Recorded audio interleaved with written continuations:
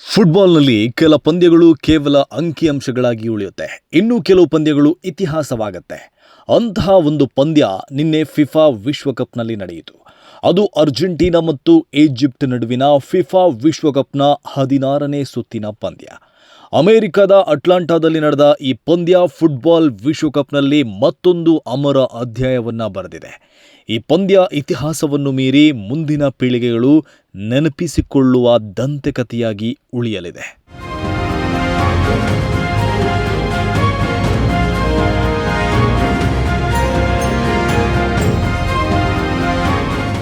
ಆಟ ಶುರುವಾಗಿ 79 ನಿಮಿಷಗಳಾಗಿವೆ. ಪಂದ್ಯ ಮುಗಿಯಲು ಇನ್ನೇನು 11 ನಿಮಿಷಗಳಷ್ಟೇ ಬಾಕಿ ಇರುವಾಗ ಹಾಲಿ ಚಾಂಪಿಯನ್ ಅರ್ಜೆಂಟೀನಾ ಸೋತೆ ಬಿಡ್ತು ಅನ್ನುವಂತಹ ಪರಿಸ್ಥಿತಿ ಇತ್ತು. ಈಜಿಪ್ಟ್ 2-0 ಗೋಲುಗಳಿಂದ ಮುನ್ನಡೆಯಲ್ಲಿತ್ತು. ಮೆಸ್ಸಿಯ ಪೆನಾಲ್ಟಿ ವಿಫಲವಾಗಿದ್ದರಿಂದ ಅರ್ಜೆಂಟೀನಾದ ಅಭಿಮಾನಿಗಳು ಮೌನಕ್ಕೆ ಜಾರಿದರು. ಈಜಿಪ್ಟ್ ಅಭಿಮಾನಿಗಳು ಸಂಭ್ರಮಿಸ್ತಾ ಇದ್ರು. ಆದರೆ ಕಡೆಯ 14 ನಿಮಿಷದಲ್ಲಿ ಅದೇ ಸ್ಟೇಡಿಯಂನಲ್ಲಿ ಇತಿಹಾಸ ಬರೆಯಲ್ಪಟ್ಟಿತ್ತು. 0-2 ಗೋಲುಗಳಿಂದ ಹಿನ್ನಡೆಯಲ್ಲಿದ್ದ ಅರ್ಜೆಂಟೀನಾ ಪಂದ್ಯ ಮುಗಿಯುವ ಅಂತಿಮ ಸೀಟಿ ಊದಿದಾಗ 3-2 ಗೋಲುಗಳಿಂದ ಗೆಲುವು ಪಡೆದಿತ್ತು.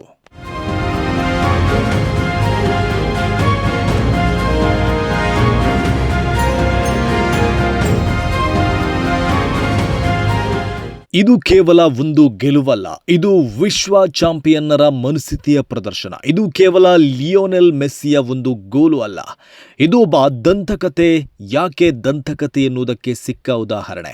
2-0 ಗೋಲಿನಿಂದ ಹಿನ್ನಡೆಯಲ್ಲಿದ್ದ ಅರ್ಜೆಂಟೀನಾ ಕೇವಲ ಕೆಲವೇ ನಿಮಿಷಗಳಲ್ಲಿ ಪಂದ್ಯವನ್ನ 3-2ಕ್ಕೆ ತಿರುಗಿಸಿ ವಿಶ್ವಕಪ್ ಇತಿಹಾಸದ ಅತ್ಯಂತ ರೋಚಕಗೆದ್ದು ಆತ್ಮವಿಶ್ವಾಸದಿಂದ ಕಣಕ್ಕಿಳಿದ ಈಜಿಪ್ಟ್. ಪಂದ್ಯದ ಆರಂಭದಿಂದಲೇ ಈಜಿಪ್ಟ್ ಯಾವುದೇ ಭಯವಿಲ್ಲದೆ ಆಡಿತು. ಅವರು ಅರ್ಜೆಂಟೀನಾಗೆ ಚೆಂಡಿನ ಮೇಲೆ ಹಿಡಿತ ನೀಡಿದ್ರು, ಪ್ರತಿದಾಳಿಗಳ ಮೂಲಕ ಅಪಾಯವನ್ನು ಸೃಷ್ಟಿಸಿದರು.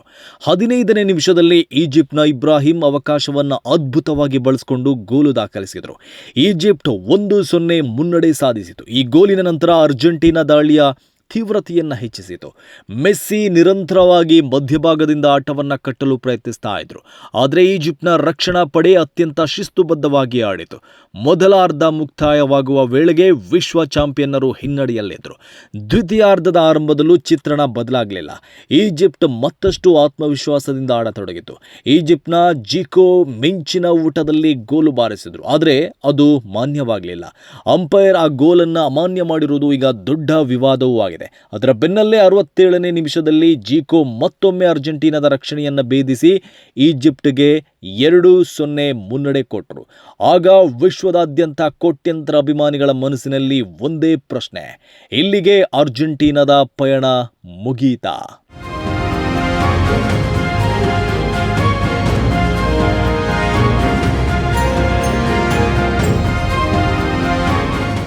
ನಂತರ ಅರ್ಜೆಂಟೀನಾ ಸಂಪೂರ್ಣ ದಾಳಿಗೆ ಇಳಿಯಿತು. ಈ ನಡುವೆ ಮೆಸ್ಸಿಗೆ ಪೆನಾಲ್ಟಿ ಅವಕಾಶವೂ ದೊರೆಯಿತು. ಆದರೆ ಈಜಿಪ್ಟ್ ಗೋಲ್ ಕೀಪರ್ ಶೋಬೈರ್ ಅದ್ಭುತ ಸೇವ್ ಮಾಡುವ ಮೂಲಕ ಮೆಸ್ಸಿಯನ್ನ ನಿರಾಸೆಗೊಳಿಸಿದರು. ಈ ವಿಶ್ವಕಪ್ನಲ್ಲಿ ಮೆಸ್ಸಿ ತಪ್ಪಿಸಿದ 2ನೇ ಪೆನಾಲ್ಟಿ ಅದು. ಆದರೆ ಶ್ರೇಷ್ಠ ಆಟಗಾರರ ಕತೆ ಅಲ್ಲಿಂದಲೇ ಆರಂಭವಾಗುತ್ತೆ. 79ನೇ ನಿಮಿಷ ರೊಮೆರೋ ಅರ್ಜೆಂಟೀನಾದ ಮೊದಲ ಗೋಲು ದಾಖಲಿಸಿದರು. ಸ್ಕೋರ್ ಆಗ 2-1. ಆ ಗೋಲು ಕೇವಲ ಅಂತರವನ್ನು ಕಡಿಮೆ ಮಾಡಲಿಲ್ಲ, ಅದು ಅರ್ಜೆಂಟೀನಾದೊಳಗೆ ಹೊಸ ಜೀವ ತುಂಬಿತು. ಆ ಕ್ಷಣದಿಂದ ಆಟದ ವೇಗ ಸಂಪೂರ್ಣ ಬದಲಾಯಿತು. ಈಜಿಪ್ಟ್ ರಕ್ಷಣೆಗೆ ಸೀಮಿತವಾಯಿತು. ಅರ್ಜೆಂಟೀನಾ ಒಂದರ ಮೇಲೊಂದು ದಾಳಿ ನಡೆಸತೊಡಗಿತು. 83ನೇ ನಿಮಿಷ ಸ್ಟೇಡಿಯಂ ಉಸಿರು ಬಿಗಿ ಹಿಡಿದ ಕ್ಷಣ. ಚೆಂಡು ಮೆಸ್ಸಿಯ ಕಾಲಿಗೆ ಬಂತು. ಒಂದು ಅದ್ಭುತ ನಿಯಂತ್ರಣ, ಒಂದು ಕ್ಷಣದ ನಿರ್ಧಾರ, ಒಂದು ನಿಖರ ಫಿನಿಶಿಂಗ್, ಗೋಲ್. ಪಂದ್ಯ ಸಮಬಲಕ್ಕೆ ಬಂತು. ಸಂಪೂರ್ಣ ಸ್ಟೇಡಿಯಂ ಅರ್ಜೆಂಟೀನಾ ಅಭಿಮಾನಿಗಳ ಸಂಭ್ರಮದಲ್ಲಿ ಮುಳುಗಿತು. ಇದು ಮೆಸ್ಸಿಯ ಈ ವಿಶ್ವಕಪ್ನ 8ನೇ ಗೋಲು. ಅದರಿಂದ ಅವರು ಟೂರ್ನಿಯ ಅಗ್ರ ಸ್ಕೋರರ್ ಸ್ಥಾನಕ್ಕೇರಿದರು. ಇದು ಅವರ ವಿಶ್ವಕಪ್ನ 21ನೇ ಗೋಲಾಗಿಯೂ ದಾಖಲಾಯಿತು. ಇಲ್ಲಿಯವರೆಗೆ ಪಂದ್ಯ ಸಮಬಲವಾಗಿತ್ತು, ಆದರೆ ಅರ್ಜೆಂಟೀನಾ ಅಲ್ಲೇ ನಿಲ್ಲುವ ತಂಡವಾಗಿರಲಿಲ್ಲ. ವಿಶ್ವ ಚಾಂಪಿಯನ್ನರ ಗುರಿ ಗೆಲುವು ಪಡೆಯದಾಗಿತ್ತು. 90 ನಿಮಿಷಗಳ ಮ್ಯಾಚ್ ಮುಗಿದು ಹೆಚ್ಚುವರಿ ಸಮಯ ಆರಂಭವಾಗಿತ್ತು. 90+3ನೇ ನಿಮಿಷ ಅರ್ಜೆಂಟೀನಾದ ಮತ್ತೊಂದು ದಾಳಿ ಸಂಘಟಿಸಿತು. ಚೆಂಡು ಫರ್ನಾಂಡಿಸ್ ಅವರ ಬಳಿ ತಲುಪಿತು. ಒಂದು ಪ್ರಬಲ ಹೆಡ್ ಶಾಟ್. ಚೆಂಡು ನೇರವಾಗಿ ಬಲೆಯೊಳಗೆ ಸೇರಿತು. ಸ್ಟೇಡಿಯಂನಲ್ಲಿ ಸ್ಫೋಟಗೊಂಡಂತೆ ಸಂಭ್ರಮ. ಆ ಗೋಲು ಕೇವಲ ವಿಜಯದ ಗೋಲು ಮಾತ್ರ ಆಗಿರಲಿಲ್ಲ, ಅದು ಫಿಫಾ ವಿಶ್ವಕಪ್ ಇತಿಹಾಸದ 3000ನೇ ಗೋಲು ಎಂಬ ಅಪರೂಪದ ದಾಖಲೆಯೂ ಆಗಿತ್ತು. 2-0 ಹಿನ್ನಡೆಯಲ್ಲಿದ್ದ ತಂಡ ಕೇವಲ 14 ನಿಮಿಷ 15 ಸೆಕೆಂಡುಗಳಲ್ಲಿ 3 ಗೋಲುಗಳನ್ನು ಗಳಿಸಿ ಪಂದ್ಯವನ್ನು ತಿರುಗಿಸಿತು.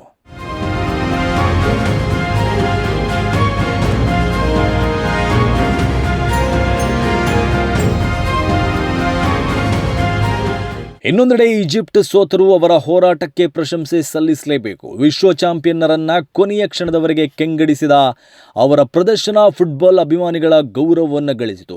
ಈ ಪಂದ್ಯದಲ್ಲಿ ಅರ್ಜೆಂಟೀನಾ ಗೆದ್ದಿರಬಹುದು, ಆದರೆ ಫುಟ್ಬಾಲ್ ಪ್ರೇಮಿಗಳ ಹೃದಯವನ್ನ ಗೆದ್ದ ತಂಡ ಈಜಿಪ್ಟ್. ವಿಶ್ವ ಚಾಂಪಿಯನ್ನರ ವಿರುದ್ಧ ಯಾವುದೇ ಭಯವಿಲ್ಲದೆ ಆಡಿದ ಈಜಿಪ್ಟ್ ಪ್ರತಿಯೊಂದು ಕ್ಷಣವೂ ಹೋರಾಡಿದರು.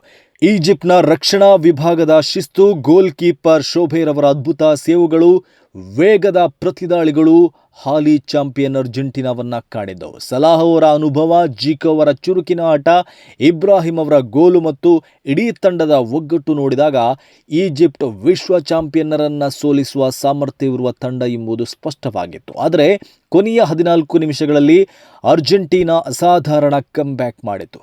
ಆದರೆ ಅದಕ್ಕೂ ಮುನ್ನ ಸುಮಾರು 80 ನಿಮಿಷಗಳ ಕಾಲ ವಿಶ್ವ ಚಾಂಪಿಯನ್ನರನ್ನು ಬೆವರು ಸುರಿಸಿದ ತಂಡ ಈಜಿಪ್ಟ್ ಎಂಬುದನ್ನು ಯಾರೂ ಮರೆಯಲು ಸಾಧ್ಯ ಇಲ್ಲ.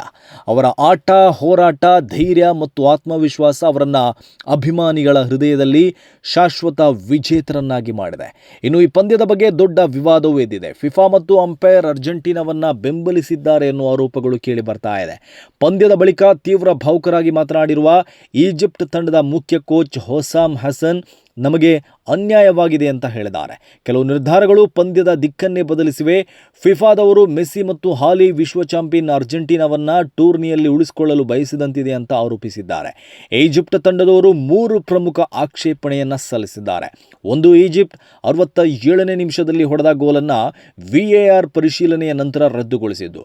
ಮತ್ತೊಂದು, ಪಂದ್ಯದ ಕೊನೆಯ ಹಂತದಲ್ಲಿ ಈಜಿಪ್ಟ್ಗೆ ಸಿಗಬೇಕಾಗಿದ್ದ ಪೆನಾಲ್ಟಿ ನೀಡಲಾಗಿಲ್ಲ ಎಂಬ ಆಕ್ಷೇಪಣೆ. ಇನ್ನೊಂದು, ಅಂಪೈರ್ ಫ್ರಾನ್ಸ್ಟಾ ಲೆಟೆಕ್ಸಿಯರ್ ಅವರ ತೀರ್ಪುಗಳಲ್ಲಿ ಸ್ಥಿರತೆ ಇರಲಿಲ್ಲ ಎಂಬ ಆಕ್ಷೇಪಣೆ.